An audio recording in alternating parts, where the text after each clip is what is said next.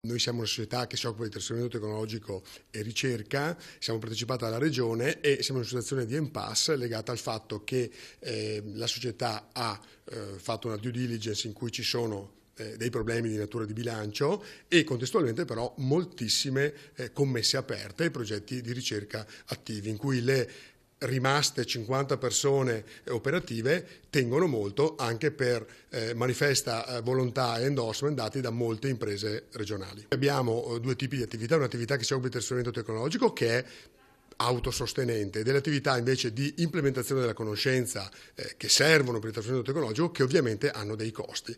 La somma di queste due cose non sono in positivo ed è importante capire strategicamente dove dobbiamo posizionarci. Noi come collaboratori, come operatori abbiamo delle idee molto chiare, è importante condividerle anche con i nostri soci. La strategia di trasferire tecnologia è una strategia che può essere anche premiale, è importante capire quanto vasta deve essere il nostro tipo di attività.